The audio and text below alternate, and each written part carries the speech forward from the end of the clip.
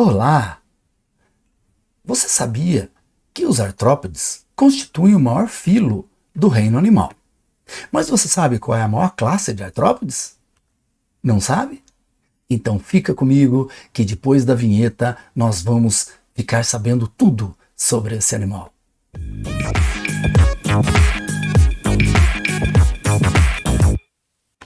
Salve, salve, salve, galera! Sejam todos muito bem-vindos a mais um super vídeo de biologia.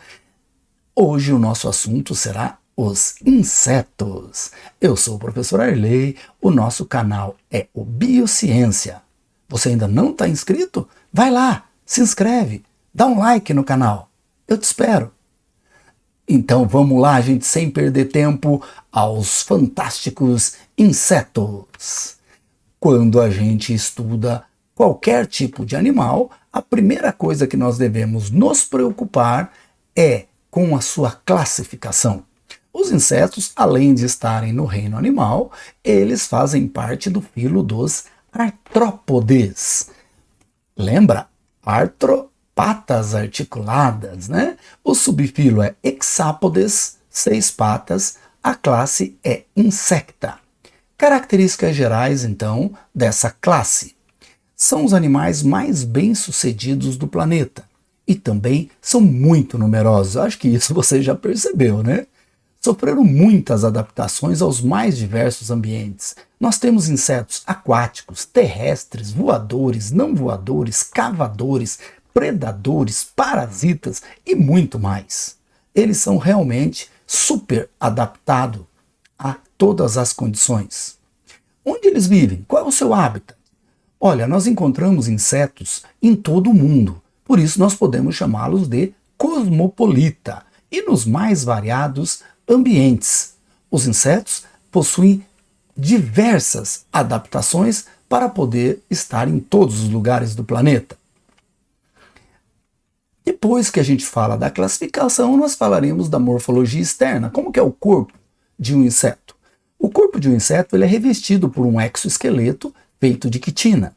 Como todos os artrópodes, além desse exoesqueleto, as patas também são articuladas. Esse exoesqueleto ele dá uma proteção muito boa para esse animal, tanto contra predadores como com a desidratação, com a perda de água. Acontece que o exoesqueleto ele acaba limitando o crescimento desses animais. E para que eles possam crescer, eles têm que romper aquele exoesqueleto, ou seja, um esqueleto externo, e formar um outro exoesqueleto. Esse fenômeno se chama ecdise ou muda. E o esqueleto antigo, aquela casquinha, sabe, que a cigarra deixa, aquilo lá chama exúvia, é o exoesqueleto antigo. E o corpo, então, de um inseto é dividido em três partes principais: a cabeça, o tórax e o abdômen. Agora que nós já conhecemos a divisão do corpo, nós precisamos saber o que ele tem em cada parte do corpo. O que o inseto tem na cabeça? Então, a cabeça é o centro sensorial do animal. Nela encontram-se a boca, as antenas, os olhos, que são os principais órgãos dos sentidos desses animais. Você consegue perceber aqui que além desses olhos muito grandes, que são olhos compostos, nós ainda temos olhos menores, que são os ocelos, que conseguem distinguir se está de dia ou de noite. Aqui nós temos as antenas, que são antenas táteis, sensitivas, e muitos insetos utilizam essas antenas para trocar informações através de substâncias químicas chamadas feromônios, como se fosse uma linguagem dos insetos. Agora vamos falar um pouquinho dos olhos. Os insetos possuem olhos compostos.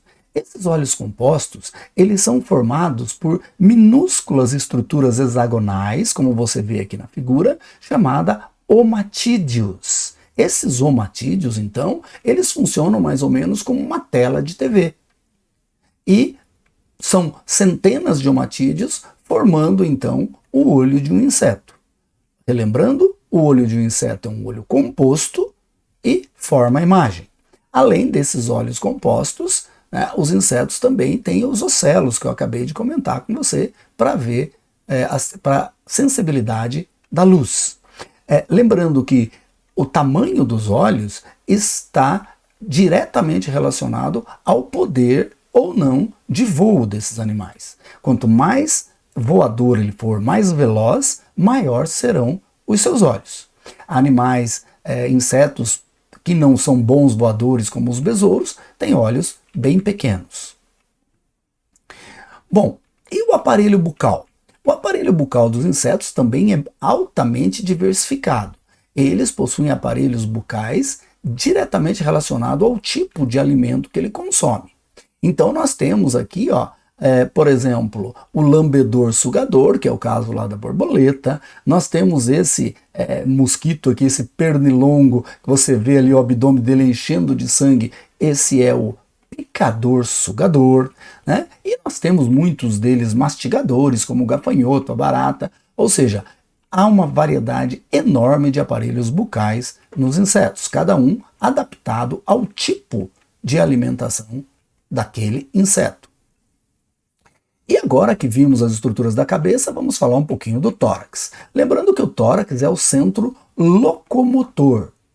Saem dele 3 pares de patas. Observa aqui na imagem que as patas saem todas do tórax. Observe, mesmo essa última aqui, que parece sair do abdômen, não. Ela sai do tórax. Então, guarda, não há patas saindo do abdômen nos insetos. Tá legal? Ele possui sempre 3 pares de patas. Isso é um bom critério para você diferenciar, por exemplo, alguns artrópodos, como a aranha tem 8 patas.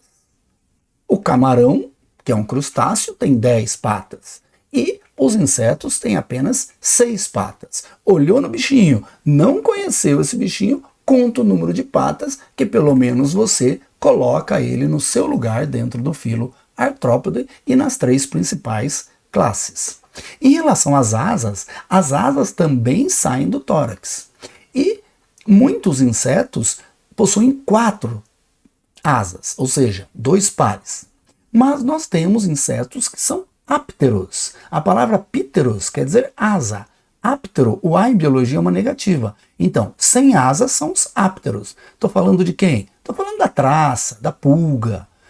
Outros possuem apenas um par de asas, que são os 2, píteros, 2 asas. E os tetrápteros, ou seja, que possuem 4 asas. Essa questão aí de 4 asas acaba atingindo a maioria dos insetos. As asas podem ser membranosas, que são essas asas bem fininhas, no caso da mosca, do gafanhoto, e também um par de asa dos besouros. Podem ser pergamináceas, bem membranosas, élitras, bem rígidas, como essas aqui do besouro. O besouro parece um tanque de guerra, né, gente? O besouro, ele fecha aquelas asas ali e ele fica muito duro. Mas a hora de voar, ele tem dificuldade, porque ele pesa e ele só consegue bater um parzinho de asas ali. Então ele tem dificuldade.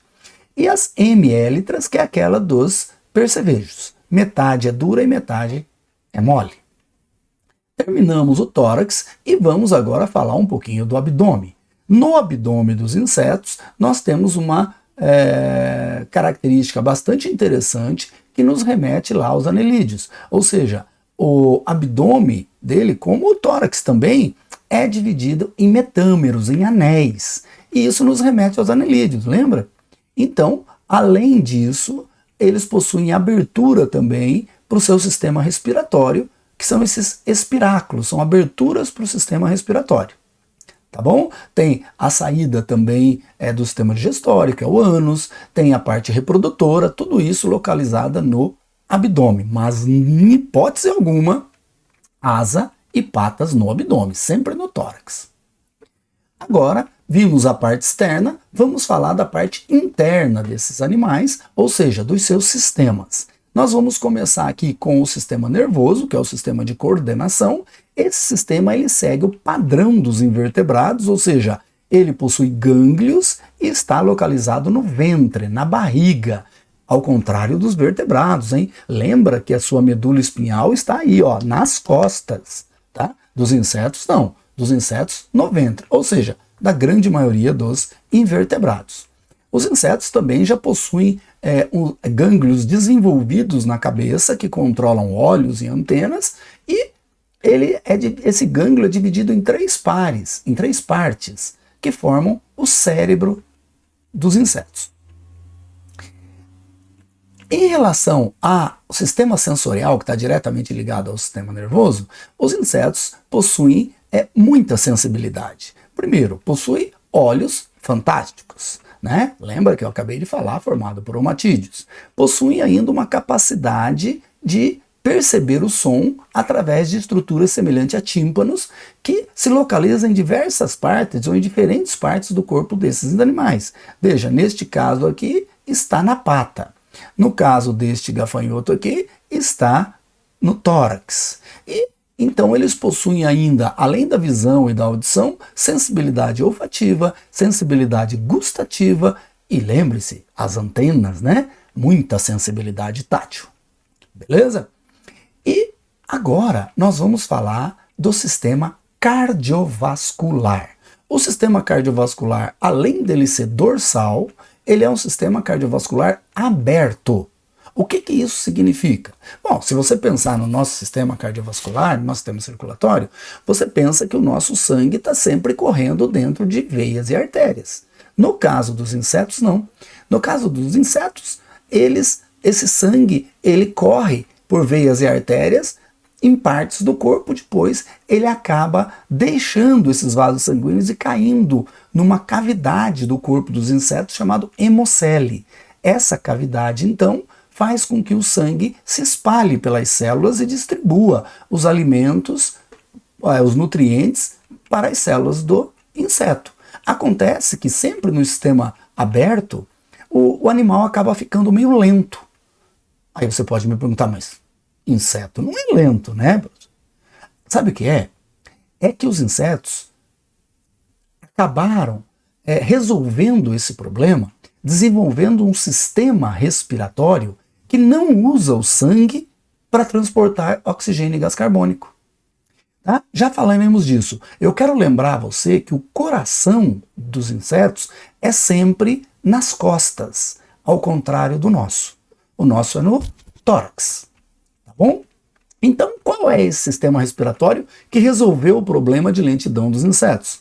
É um sistema fantástico, onde o oxigênio entra no espiráculo, aqui no abdômen do inseto, e vai através de canais que parecem traqueias diretamente para os músculos, diretamente para as células. Ou seja, o oxigênio vai direto para ser queimado na célula.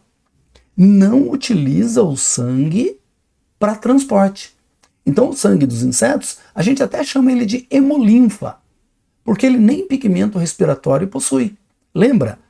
Nós possuímos hemoglobina, mas os insetos não possuem pigmento respiratório. Então, o sistema dos insetos é traqueal. Existe uma grande vantagem de levar o oxigênio direto às células, mas também tem a desvantagem que qualquer veneno acaba matando ele quase que instantaneamente. Você já deve ter jogado veneninho na mosca lá e ela e cair e ficar virando lá em parada respiratória. Tá certo? Muito importante sistema cardiovascular e sistema respiratório dos insetos. O sistema digestório segue o padrão, ele é do tipo completo, com boca e ânus. O aparelho bucal é adaptado ao tipo de alimentação desse animal, mas tem um porém. No sistema digestório, há um compartilhamento de estrutura com o sistema excretor. Lembra, o sistema excretor é o xixizinho, o sistema digestório é o cocô. Tá certo? Então, nesses animais, nos insetos, eles excretam por túbulos de Malpighi, e esses túbulos de Malpighi, vou te mostrar agora, eles, olha aqui, ó, esses são os túbulos de Malpighi, eles são todos ramificados, filtram o celoma e o sangue e jogam o xixizinho direto no sistema digestório, porque eles não têm bexiga urinária. Então eles não têm um lugar para fazer xixi. Eles jogam dentro do intestino e aí o xixi sai junto com o cocô. Lembrando que esse xixi dos insetos é feito de água e ácido úrico. Então é um xixi parecido com o das aves. As aves também fazem um esquema parecido com esse. O ácido úrico é uma substância que tem pouca solubilidade em água, então ele sai meio esbranquiçado assim, junto com as fezes.